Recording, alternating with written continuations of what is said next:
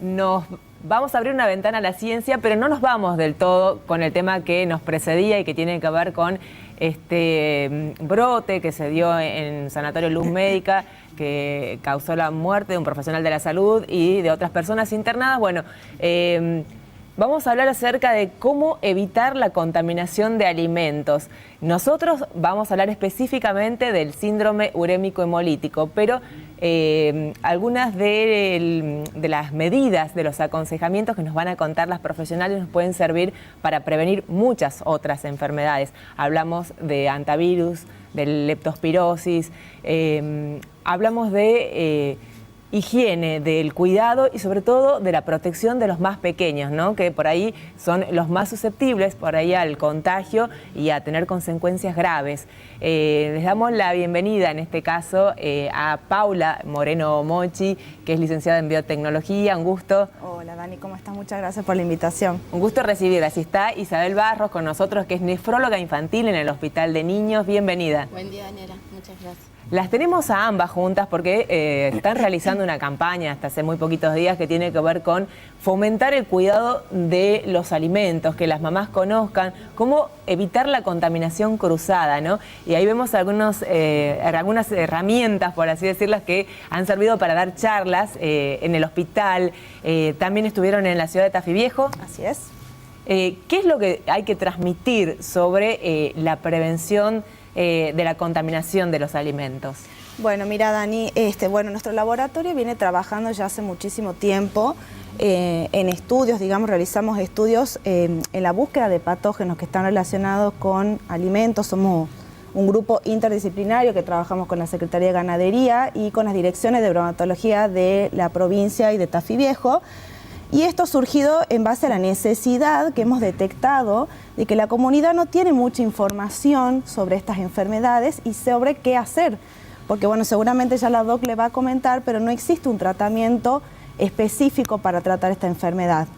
Esto ha surgido... Hablamos del síndrome urémico hemolítico, que se transmite, es una bacteria. ¿Cómo se lo transmite normalmente? Bien, el síndrome urémico hemolítico entra, digamos, dentro del grupo de las enfermedades transmitidas por alimentos. Esta bacteria está presente en el intestino de la vaca no le hace nada, es totalmente asintomática, pero la contaminación surge primariamente ahí. Entonces, cuando no se cumplen las buenas prácticas de manufactura y de higiene en los establecimientos frigoríficos, esta bacteria tiene la particularidad de poder ir contaminando otras superficies y otros alimentos. Generalmente antes estaba muy relacionado con la carne picada, pero esto ya no es así. Ahora hay que tener cuidado también en otros tipos de alimentos porque, bueno, en el campo la vaca, sí, bien digo, puede estar en contacto con otras superficies y alimentos. Incluso puede contaminarse. ¿Ustedes hacen controles también en los frigoríficos y acreditan que esté libre de síndrome urémico hemolítico? ¿Cuál es el control que hacen? Bien, nosotros en realidad estamos bajo un convenio con la Secretaría de Ganadería, controlamos los frigoríficos que son de clase B y C de la provincia, son de tránsito provincial únicamente. Y lo que hacemos es tomar muestras para ver si las tropas, digamos, están libres de esta bacteria para que la carne salga a la venta. Y realizamos capacitaciones porque somos docentes también, entonces la idea es poder llevar a todos los manipuladores todas las herramientas necesarias para que en su trabajo puedan cumplir con todas las normas de manipulación y de higiene.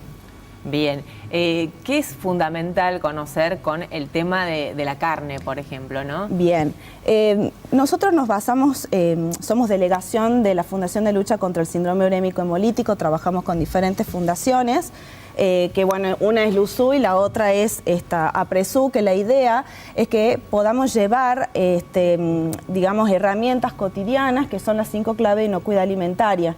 En esto es basarnos en lo que es la correcta cocción de los alimentos. Nosotros los chicos les enseñamos, como ellos no pueden, nadie puede ver los microorganismos, necesitamos herramientas como son el microscopio. La idea es que ellos puedan tener conocimiento que cuando la carne está mal cocida puede haber microorganismos que los pueden enfermar. Entonces la recomendación es que como ellos son unas esponjas, los niños, y transfieren mucho lo que todos los conocimientos, sí, lo transmiten en la casa, que puedan llevar a los papás la correcta cocción de los alimentos, que puedan, que todos los productos que son los lácteos no pierdan la cadena de frío, el consumo de agua segura y potable, el lavado de manos, que es fundamental cuando uno va al baño, cuando manipula alimentos, y poder evitar la contaminación cruzada, que es ir contaminando otras superficies, como por ejemplo poder separar siempre lo crudo de lo cocido. Por eso recomendamos el uso de tablas diferentes cuando uno está manipulando alimentos cocidos y crudos.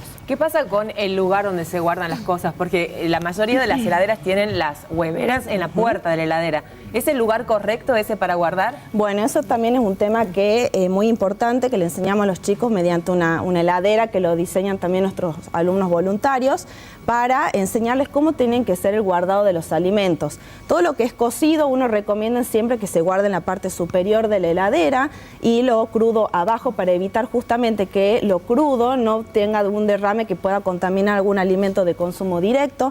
En el caso de los huevos, esto también es una información que ha surgido mucho últimamente de cambios, porque generalmente uno estaba acostumbrado a que estén a temperatura ambiente. Tucumán es una provincia que tiene elevadas temperaturas, entonces ya se recomienda que los mismos se guarden en un tupper cerrado, bien hermético en la heladera, que sea específico para los huevos. Y no en la puerta de la heladera. Ya no, eso ya no puede. Recuerdan que el huevo también puede tener restos de materia fecal, digamos que viene de las aves, entonces eso puede ir contaminando la superficie de nuestra heladera. ¿A los menores se les recomienda comer carne molida? ¿Cuál es la recomendación de los pediatras hoy en día, Isabel? Bueno, normalmente nosotros recomendamos que todos los menores de 5 años no consuman carne molida, es lo ideal, pero bueno, sabemos que no es una práctica cotidiana. Pero cuando hablamos de no consumir carne molida, ¿nos referimos a no ir a estos locales, digamos, de marca internacional, o no consumir ningún tipo de carne molida, ni siquiera la de la casa? En realidad sería no ir a ningún lado, básicamente porque donde hace carne molida. La fuente es la misma, pero esto es inviable prácticamente, entonces generalmente recomendamos que por lo menos le enseñemos a todos que la carne esté bien cocida, observar el color de la carne, tiene que ser toda pareja, marrón. Si es rosada, prácticamente se recomienda no consumirla. Y uno en la casa, donde sí decide qué le doy y qué no le doy a mi hijo, sí elijo no usar ese tipo de carne molida. ¿Hasta qué edad no es bueno que los niños coman la carne? Normalmente 5 años, pero esta enfermedad del síndrome urémico hemolítico se puede producir en niños mayores también. O sea, siempre tomar la precaución de cocinarla bien. Si nosotros cocinamos bien la carne, eliminamos, digamos, este problema de que es la bacteria. ¿Qué afecta el síndrome urémico hemolítico en las personas y principalmente en los menores? Normalmente el síndrome urémico hemolítico aparece después de que el niño tiene una diarrea con sangre, en la mayoría de los casos. El nene va a tener síntomas como vómito, fiebre, diarrea, y generalmente lo que más nos alerta es la presencia de sangre en la materia fecal. Nosotros siempre recomendamos a los papás que cuando hay diarrea con sangre es un síntoma de alarma y hay que tener cuidado. Después de la aparición de la diarrea con sangre, es normal que, no es normal, sino puede aparecer palidez. La mamá lo va a notar más pálida, la criatura, va a estar decaído, va a empezar a orinar menos y por lo tanto si yo orino menos, voy a empezar a notar que me hincho. La mamá te dice tiene hinchada los ojos, tiene hinchada los pies. Todos esos síntomas nos tienen que llevar a nosotros, a los padres, a la consulta. Y nosotros como pediatras ya tenemos como incorporados diarrea con sangre, el chico que orina poco y pálido, es probable un síndrome urémico hemolítico. ¿Qué estudio se hace para detectar? Normalmente ingresan a la guardia del hospital y en el análisis de sangre detectamos que el chico está anémico porque los glóbulos rojos se rompen. Puede haber deterioro de la función renal, o sea, el riñón empieza a funcionar mal. Puede ser desde casos de insuficiencia renal leve hasta grave, con requerimiento de diálisis en el niño. Puede ser realmente muy grave esto, sí. Sí, y también muchos chicos tienen compromiso neurológico que es muy severo. En el caso de los chicos que lo presentan, el compromiso neurológico es muy severo y pone en riesgo la vida del paciente. Con eso, básicamente, las plaquetas también bajan en sangre. Con todos estos síntomas, nosotros hacemos el diagnóstico de síndrome urémico hemolítico. Entonces, es prevenir, digamos. Básicamente puede ser muy grave el sí. síndrome urémico hemolítico. Es grave, la mayoría de la técnica, entonces, es separar los cubiertos que uno utiliza para la carne cruda con la carne cocida, separar las tablas. Exactamente, sí. Ahí tiene que haber una buena separación de ahí del uso, digamos, de los utensilios que tenemos en la casa. Y por supuesto, como decíamos, el consumo de agua potable y también justamente para el lavado de los otros alimentos, porque no solamente es la carne, pueden ser otros alimentos que estén implicados, que pueden estar contaminados también. Frutas, verduras. Exactamente, y sobre todo los que son de consumo directo. Por eso es muy importante que estas herramientas que son muy básicas las podamos implementar en casa todos los días. Algo que hablábamos recién, leptospirosis, otras enfermedades más también se pueden reducir las vías de contagio si uno manipula con higiene los alimentos y el agua que consume, digamos, es agua totalmente potable. Totalmente, sí, en la actualidad hay muchísimas enfermedades zoonóticas.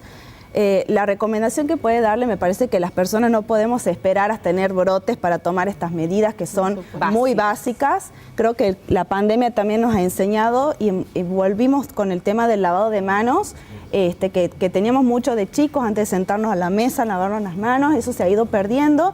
Y por suerte ahora lo volvimos a incorporar, pero me parece que no podemos esperar a brotes y otras enfermedades para tomar estas medidas en casa. Un detalle importante, el agua de tanque de los edificios puede estar contaminada con la caca o las heces de palomas, de ratas, o sea, muchas veces no tienen desinfección ni control, ¿no? Por eso a veces es recomendable el agua mineral, digamos, comprar el agua, tenerla o hervirla. Totalmente, sí, tiene que tener algún tipo de tratamiento.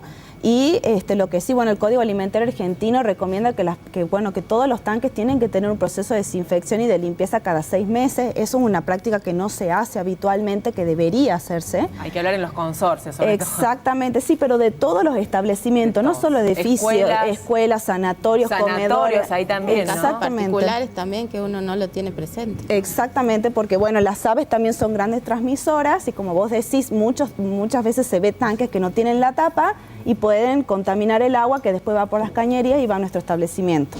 Perfecto, bueno, les agradezco mucho la información. Felicitamos esta actividad que realizan de extensión social porque van a los hospitales, van a las escuelas y les enseñan cómo conservar los alimentos y evitar la contaminación, ¿no? Que es algo realmente importantísimo. Sí, totalmente. Lamentablemente no hay una cura, no hay una vacuna para esto. La única herramienta que tenemos es la prevención.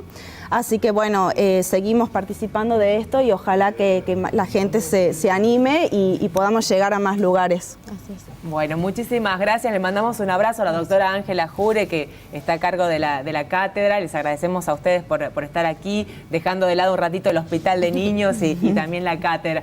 Y por último, antes de despedirnos, les comentamos que la próxima semana más de 30 jóvenes investigadores, chicos que tienen 20 a 30 años, van a estar representándonos a Tucumán, a nuestro país, en las jornadas de jóvenes investigadores AUGM en Bolivia, y nosotros seguramente vamos a tener todas las novedades de cómo clasifican los chicos en estas jornadas internacionales latinoamericanas, donde la Universidad de Tucumán está poniendo cerca de 30 jóvenes, los está apoyando económicamente para realizar este viaje en Bolivia, donde se va a realizar este encuentro que es anual y presencial luego de la pandemia.